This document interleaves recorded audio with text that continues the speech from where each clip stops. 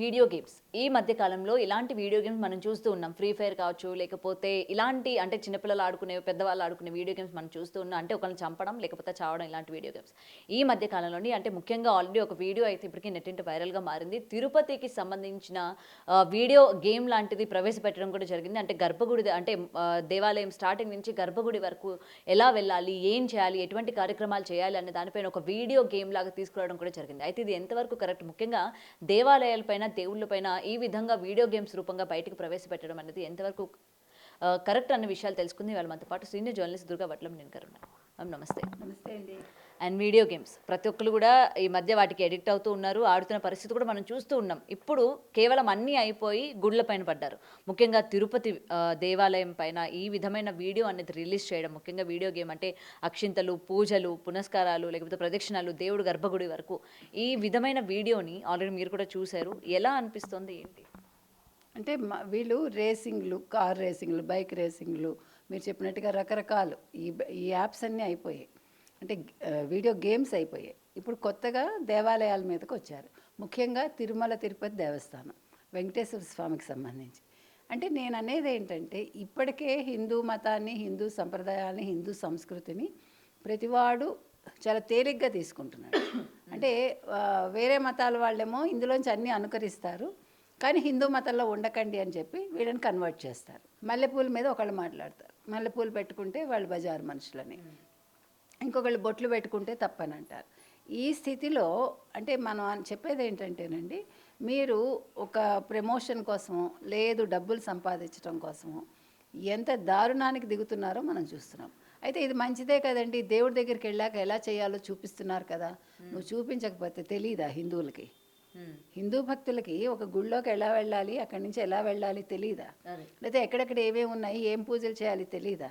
ఇప్పటికే తిరుమల తిరుపతి దేవస్థానం మీద పడి ఎంతోమంది బతుకుతున్నారు. అంటే నేను అనేది డబ్బు సంపాదన గురించి మాట్లాడుతున్నా. అంటే దేవుణ్ణి చూడకూడదని కాదు, దేవుణ్ణి చూడాలి. యాక్చువల్గా మీకు దేవుణ్ణి ఎందుకు గర్భగుడిలో మనకి వెంటనే చూపించరు? దానికి ఒక తెర కడతారు, పద్ధతులు ఉంటాయి, నియమాలు ఉంటాయి. ఈయనెవడండి అసలు ఇది చేసిన వాళ్ళు ఎవరు, ఆడో మగో మనకు తెలియదు. ఒక పాప, ఫస్ట్ పాపను చూపిస్తారు. ఆ పాప వెళ్తూ ఉంటుంది.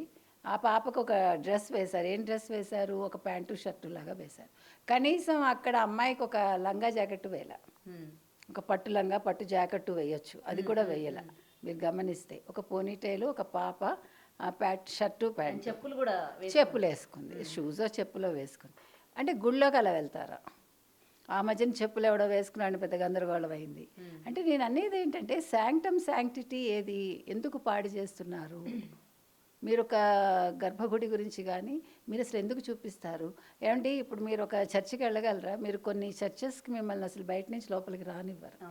కానీ ఎవడు పడితే వాడు వీడియోలు చేయటం ఏంటండి? దాని మీద వీడియో గేమ్ చేయడం ఏంటి? అడిగేవాడు లేడా?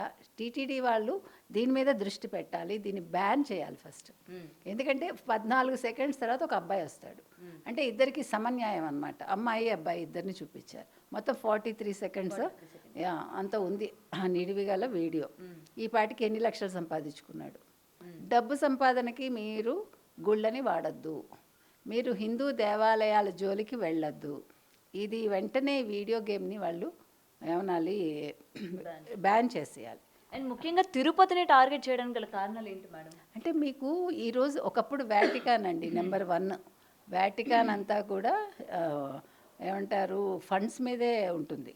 వాటికాన్ నుంచి మీకు భారతదేశానికి చాలా ఎన్జిఓస్కి, లేదంటే ఇగో ఇట్లా మత మార్పులకి డబ్బులు వస్తున్నాయని ఒక అపవాదం ఉంది. సో ఇక్కడ క్రిస్టియానిటీ పెంచుతున్నారు. కానీ ఇప్పుడు తిరుమల తిరుపతి దేవస్థానం అంటే ఎక్కువ ధనవంతుడైన దేవుడు ఎవడంటే వెంకటేశ్వర స్వామి. సో దాని మీద వీడియో చేసుకుంటే వీళ్ళకి డబ్బులు వస్తాయి కదా. ఓకే, అంటే రీజన్ అంతకంటే ఉండదు. ఇప్పుడు శ్రీ వెంకటేశ్వరం మీద ఒక పాట మీద మొత్తం చేశాడు, అది 43 సెకండ్స్. నేను అనేది ఆ పాట మీద వీడియో గేమ్ ఎలా చేస్తారు, ఆ పాట అలా వాడచ్చా, అదొకటి. 2 వాడుకుంటే వాడుకున్నారు, అసలు వీడియో గేమ్ చేయటం ఏంటి? సో దీన్ని ఫస్ట్ బ్యాన్ చేయాలి. టీటీడీ చైర్మన్ కావచ్చు, ఈఓ కావచ్చు, ప్రతి ఒక్కళ్ళు ఇవన్నీ గమనించాలి. అంటే నేను అనేది మీకు 100 ఒత్తిళ్ళు ఉంటాయండి, ఉన్నా కూడా మీకు గుడికి సంబంధించి ఏ ఒక్క అంశానికి ఎవరికి పేటెంట్ ఉండదు, ఎవ్వడికి ఉండదు. అది చెప్తున్నాను నేను. తర్వాత మీరు అన్నారు ఇందాక ఎవరు చూసినా వీడియోలు చేసుకోవటం లేకపోతే రీల్స్ చేసుకోవటం. ఒకటి మన రెండోసారి ఈవిడ వెళ్ళారు దివ్యల మాధురి. ఆవిడ వెళ్ళి మెట్లు దిగుతూ ఒక ఆవిడ అంటే హాఫ్ శారీ వేసుకుని ఆవిడ రీలు.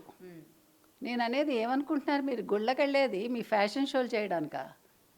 కాదు. ఇక మీదట గుళ్ళల్లో ఎవడైనా కెమెరా తీసుకుని వస్తే కెమెరాని తీసుకుని ఇవ్వద్దు వెనక్కి, నెంబర్ 1. నెంబర్ 2, రాజకీయాలు మాట్లాడకూడదని గతంలో కూడా చెప్పాం మనం. రోజా లాంటి వాళ్ళు నిమిషానికోసారి వారానికోసారి మీకు గుర్తుంటే కనుక అయితే ఆవిడ అధికారంలో ఉండగా వారం వారం అక్కడికి వెళ్ళటం, 30 టికెట్లు 50 టికెట్లు 60 టికెట్లు అమ్ముకోవడం, వాళ్ళని పులోమని వేసుకుని దేవుడి దగ్గరికి తీసుకెళ్ళడం. అదేంటో వీళ్ళకి జాగీర్, వాళ్ళకి సొంత జాగీర్ లాగా. ఆవిడ అట్లాగే కదా సగం సంపాదించింది ఆస్తి. అప్పుల్లోంచి ఆవిడ ఇవాళ ఇన్ని వేల కోట్లు సంపాదించిందంటే 1 తిరుమల వెంకటేశ్వర స్వామి దయ, 2 జగన్మోహన్ రెడ్డి దయ. ఈ 2 ఆవిడకి. కాబట్టి ఈ తిరుమలలో వచ్చేవాళ్ళు వచ్చారా వెళ్ళారా అని ఉండాలి, నోరు మూసుకుని. ఈ పనికి మాలిన ఎక్స్ట్రా పనులు చేయకూడదు. నేను చెప్తుంది అది. ఈవెన్ దివ్యల మాదిరికి ఇది రెండోసారి. ఫస్ట్ టైమే చెప్పారు వాళ్ళు, ఫస్ట్ టైమే ఒక ఫోటోషూట్ చేశారు, రీలో ఏదో చేశారు అక్కడ. ఆ తర్వాత కూడా ఒకళ్ళిద్దరు చేశారు, మనకి ఇప్పుడు పేర్లు గుర్తులేవు కానీ. కాబట్టి అది హనీమూన్ స్పాట్ కాదండి, లేదు అది రీల్స్ స్పాట్ కాదు, అది వీడియో స్పాట్ కాదు, లేదు మీరు గేమ్స్ తీయటానికి పనికొచ్చే స్పాట్ కాదు. మీరు దేవాలయాల్ని భక్తితోటి దర్శించండి, లేకపోతే వెళ్ళకండి, మిమ్మల్ని ఎవ్వడూ అడగల. వెంకటేశ్వర స్వామి మిమ్మల్ని రమ్మని ఏమీ బాధపట్టాలి మీరు రాలేదని. మీకు ఇష్టమైతే వెళ్ళండి, కామ్గా వెళ్ళారా వచ్చారా ఒక భక్తులుగా, అంతే. లేదు బియాండ్ దట్ ఏదైనా చేస్తే ముందు జైల్లో పడేయండి. ఒకసారి ఆ పని చేస్తే, ఎందుకంటే ప్రతిదానికి అలుసైపోవటం కాదు. పోనీ పోనీ అంటే ఏదో అయింది, అట్లాగా పోనీ పోనీ అనొద్దు. కాబట్టి ఇప్పుడు దివ్యల మాధురి మీద కేసు పెట్టాలి, తర్వాత ఈ వీడియో గేమ్ వాళ్ళ మీద కేసు పెట్టాలి. అది ఆపేయడంతో సరిపోదు, అట్లా ఎవడి పర్మిషన్తో చేశాడు. ఒకవేళ ఇంకొకటి మేడం, అక్కడ రీల్స్ చేస్తున్నప్పుడు ఆల్రెడీ గతంలో వాళ్ళకి వార్నింగ్ ఇవ్వడం కావచ్చు, ఇలాంటి రీల్స్ కావచ్చు, లేకపోతే దేవాలయం దగ్గర ఇలాంటివి చేయొద్దు అని చెప్పి స్ట్రిక్ట్ వార్నింగ్ ఒకసారి ఇచ్చారు, వదిలేశారు. మళ్ళీ వీళ్ళు రీల్స్ చేసినప్పుడు అక్కడికి వచ్చిన మనుషులు ఫోన్ ఎందుకు తీస్తున్నారు, వీడియోలు ఎందుకు తీస్తున్నారు అని చెప్పి అక్కడే ఆపే ప్రయత్నం చెయ్యట్లేదు అని కూడా ఇక్కడ ఒక క్వశ్చన్ కూడా రైజ్ అవుతూ ఉంటుంది కదా. మరి అంటే అక్కడ టీటీడీ చాలా నిర్లక్ష్యంగా వ్యవహరించడం వల్లనే మళ్ళీ మళ్ళీ ఇవి రిపీట్ అవుతున్నాయి అని కూడా అనుకోవచ్చా? అంటే మనం చెప్పలేమండి. ఇప్పుడు అప్పటికి ఇప్పుడు చూడండి, క్రిస్టియన్ ఎంప్లాయీస్ 400 పైచీలకు తీసేశారు.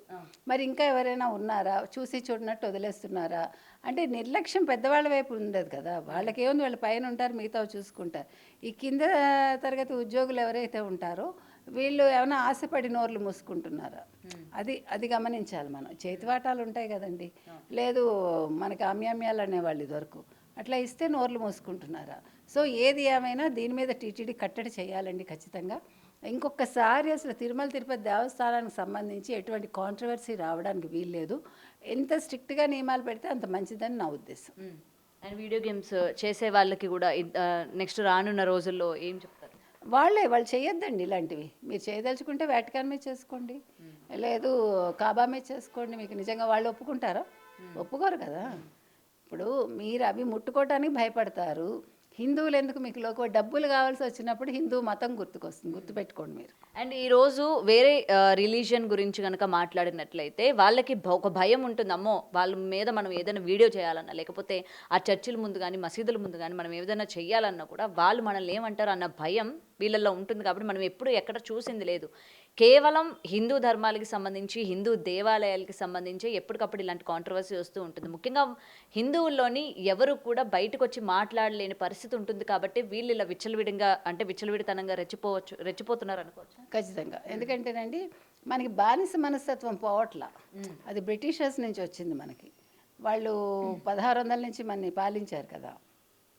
ఆ మనస్తత్వం ఏమవుతుందంటే, సర్లే పోన్లే, ఇక్కడ చాలా అంశాలు ఉంటాయి. ఒకటి మనవాడని కావచ్చు, అంటే సాధారణంగా, లేదు సర్లే వాడు ఏదో మనకి ఇస్తాడు అనుకోవచ్చు, లేదు ఏదో చేసుకుంటున్నారులే ఇప్పుడు ఏమైంది అంటే ఆ దేవుడి మీద సరైన భక్తి లేకపోవడం. మీరు అన్నట్టు ఒక భయం లేదు, భయం భక్తి లేకపోవటం వల్ల ఏమవుతుంది చేసుకుంటే ఏమీ అవ్వదు. అసలు ఎందుకు చూపించాలి? ఇప్పుడు చాలామంది టూర్లు చేస్తున్నారండి, వీడియోస్ తీస్తున్నారండి. గర్భగుడి వీడియోని ఎందుకు ఎలవ్ చేస్తున్నారు ఏ గుళ్ళోనైనా? ఇప్పుడు దీనివల్ల నష్టాలు కూడా ఉంటాయి. ఇప్పుడు ఒక దేవుడికి ఇన్ని ఆభరణాలు మీరు పెడతారు అంటే, హిందూ దేవుళ్ళందరికీ ఆభరణాలు ఉంటాయి సాధారణంగా. సో దాని మీద కన్ను కూడా పడుతోందిగా. ఇప్పుడు ఈ మధ్య కాలంలో ఈ గుప్త నిధుల కోసం దేవాలయాలే తవ్వేస్తున్నారు. మొన్న ఒక దేవాలయం ముందు శివుడు బాగానే ఉన్నాడు, శివలింగం, వెనకాల చూస్తే మొత్తం తవ్వేశారు. నేను అనేది గర్భగుడిలోకి ఫోన్లు ఎలా చేయొద్దు. ఎగ్జాక్ట్లీ, అస్సలు ఆ పని చేయొద్దండి. గుళ్ళల్లోకి ఫోన్లు ఎలా చేయొద్దు, వీడియోలు ఎలా చేయొద్దు. ప్రతివాడు సెల్ఫీలు తీసేసుకోవటం, లేకపోతే సెల్ఫ్గా రీల్స్ చేసుకోవటం, ఓ వీడియో చేసేసుకోవటం. మీకు డబ్బులు కావాలంటే మీరు రోడ్డు మీద 1,00,000 చేసుకోవచ్చు. దేవాలయాలకు వెళ్ళొద్దు, ఇలాంటి పనులు చేయొద్దు. మీరు వెళ్తే సవ్యంగా వెళ్ళి భక్తితో వెళ్ళి మనసు తృప్తితో రండి అని మనం చెప్తాం.